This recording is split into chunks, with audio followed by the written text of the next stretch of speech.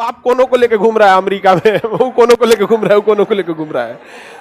अजब टाइप का कल्चर है यहाँ पर। तो बताइए एक चीज, यूरोपीय यूनियन में ब्रिटेन के अलग होने से भारत को फायदा हुआ है घाटा? हाँ, अभी जर्मनी में हम लोग को लगाना चाहिए कि नहीं? जर्मनी काफी यूरोपीय यूनियन को लेकर स्टेबल रहता है। जर्मनी और फ्रांस काफी क्या रहते हैं? स्टेबल। लेकिन ये दोनों में जमता नहीं है, जर्मनी और फ्रांस दोनों में जमता नहीं है। तो भारत सरकार ने ज्यादा फोकस किया किधर? जर्मनी की ओर, क्योंकि फ्रांस का ज्यादातर बिजनेस जो है वो हथियार है। तो हम हथियार किससे खरीद लेंगे? फ्रांस से। तो फ्रांस भी चुपचाप रहेगा, यार ग्राहक अपना है, राफेल ओपेल खरीदता है, मत लड़ो। और जर्मनी से हम लोग कंपनी डाल देंगे, क्योंकि जर्मनी से हम लोग हथियार खरीद नहीं सकते हैं। उसकी खुद की सुरक्षा कौन करता है? अमेरिका करता है। जर्मनी की खुद की सुरक्षा कौन करता है? अमेरिका करता है। अब देखिए यहां ध्यान से, ये यूरोपीय यूनियन वाले कितने समझदार हैं और कितने डेवलप है। इन्होंने अपनी एक कॉमन नोट चलाए हैं, कॉमन मुद्रा, जिसे कहते हैं यूरो। क्या कहते हैं? यूरो।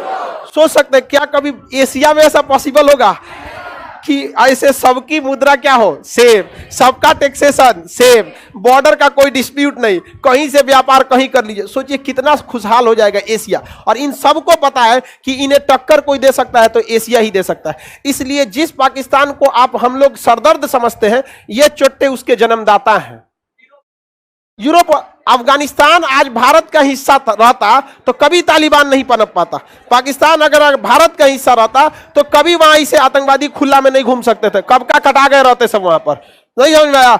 म्यांमार आज भारत का हिस्सा रहता, कभी रोहिंग्या जैसी समस्या ही नहीं उत्पन्न हो सकती। तो हम लोग तो म्यांमार से अफगानिस्तान तक शुरू होते थे। बर्बाद तो किया सब, ये सब केवल किस लिए? हथियार बेचने के लिए। इनके प्रति कभी वफादारी ज्यादा रखिएगा ना, बहुत दिक्कत हो जाएगा आपका। ये बहुत खतरनाक होते हैं सब, 100 साल आगे का सोच के बैठते हैं। जिन लोगों ने जलियांवाला बाग हत्याकांड करा दिया, आपको क्या लगता है भारत के लिए सोचेंगे? मजबूरी है उनकी मजबूरी है, वरना ये कब का फेंक देते सब हम लोग को। मजबूरी है कि तुम घुटने टेको भारत माँ के सामने। वो दिन चला गया हम, और आने वाले 30 से 40 साल में। लेकिन जानते हैं सबसे बड़ी समस्या क्या है? उनको डर लगता है हमारे यूथ से। यूथ जनरेशन अगर ऑनलाइन कब्जा कर लिया ना, तो ये पूरे बेरोजगार हो जाएंगे सब। भारत में स्किल्ड नाम का चीज नहीं है। एक होती है फ्रीलांसिंग, बाहर की कंपनियां अपने छोटे मोटे काम दूसरे से करा लेती है। जैसे किसी कंपनी को अपना ऑफिस बनाना है, अमेरिका की कंपनी को क्या बनाना है? ऑफिस। ऑफिस का एरिया सपोज कर लीजिए 300 फीट चौड़ा है, 100 फीट चौड़ाई ये है। अब इसमें ऑफिस में मैनेजर रूम कहां रहेगा, एचआर रूम कहां रहेगा, क्या क्या रहेगा। अब ये अगर कंपनी अमेरिका में नक्शा बनाती है तो सोच रहा कम से कम ओकरा लेगा 5 लाख।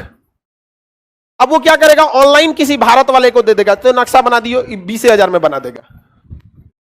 अब बताओ वो कंपनी 5 लाख में नक्शा बनाएगी कि 20,000 में? और नक्शा जो बनाएगा उसको कहीं नहीं जाना है, घर में बैठेगा लैपटॉप लेके, वर्क फ्रॉम होम, खटाखट ऑटो कैड खोला, नक्शा उक्सा डिजाइन बनाया, 5 गो नक्शा दिया, कोई एगो सेलेक्ट हुआ, जो सेलेक्ट हुआ उसमें कुछ सुधार करना है तो ऑनलाइन मैसेज कर देगा, कॉल कर देगा, इसमें ये ऑफिस रूम थोड़ा इधर कर दीजिए, ये कर दिए, हो गया काम खत्म। उधर से वो पैसा भेजेगा भारत सरकार के स्विफ्ट कोड में, स्विफ्ट कोड के थ्रू उसके अकाउंट में आ जाएगा, आई नक्शा उधर भेज दिया, काम खत्म। उधर वाले बेरोजगार हो जाएंगे। हमारे देश में जो जनसंख्या चिल्लाते हैं ना, ये नेताएं अपनी कमजोरी छुपाने के लिए चिल्लाते हैं, क्योंकि भारत की जनसंख्या ग्रोथ रेट है 2.9 और 2.5 बहुत अच्छा माना जाता है। समझ में गया? क्योंकि जनसंख्या बहुत ज्यादा कम हो जाने से ना 30 साल बाद बहुत ज्यादा खामियाजा भुगतना पड़ता है। जैसे चाइना में यूथ है खत्म हो गए, तो जो जनसंख्या कंट्रोल कीजिएगा तो उसे कंट्रोल कीजिए, कौन मना कर रहा है कंट्रोल करने के। लेकिन जो बढ़ गए हैं उनको काहे भेड़िया बना के रखे हैं? उनको तो कम से कम दीजिए। आपको कहीं कोई फ्रीलांसिंग सिखाने के लिए पूरे बिहार में है? कहीं जाके नेतवन से बोलिए तो ये कौन ची बोलो, फ्री में लाइसेंस बटतो कुछ नहीं पता उन सबको। आज हम लोग पूरी अमेरिका के मार्केट के को कब्जा कर सकते हैं, लेकिन कोई ध्यान ही नहीं देते हैं सब। तो हम क्या करेंगे इस पे? कितना समझाएगा आदमी? और यही डर किन सबों को है? यूरोप वालों को है कि जिस दिन ये भारत का यूथ समझ गया कि इनका पावर क्या है, वो दूधू को नौकरी करेगा, एक अपन करिए लेगा और रात में 4 घंटा लैपटॉप लेके वर्क फ्रॉम होम को काम करना है, काम करा सकता है अपन। आपको बिलीव नहीं होगा, अमेरिका में आप कहीं भी फोन लगाइए, वो फोन इंडिया में आता है। कस्टमर केयर को फोन लगाइएगा ना, हमारा मोबाइल खराब हो गया रे, अमेरिका में बोलेगा, वो सीबीएसई बोर्ड में बोलेगा my mobile is not working, तो इधर बोलेगा how can I help you. सारा फोन कहां उठता है? इंडिया। इस तरह से कब्जा किया जा रहा है भारत में। लेकिन यूथ को उतना हम लोग ना ट्रेंड नहीं कर पा रहे, जिस वजह से हम लोग की इकोनॉमी भी क्या हो रही, गिर रही। और ये लोग क्या कर रखे हैं, यूरोप वाले अपना पूरा बॉर्डर खोल रखे हैं, कहीं भी जाके आप क्या कर सकते हैं, सीख सकते हैं, कहीं पे भी क्या कर सकते हैं, सीख सकते हैं। और इन लोगों की एक कॉमन मुद्रा है, क्या नाम है, यूरो। यूरो कितने देशों ने अपनाया, 19 देश। कितने देशों ने? उन यूरोपीय यूनियन याद रहेगा।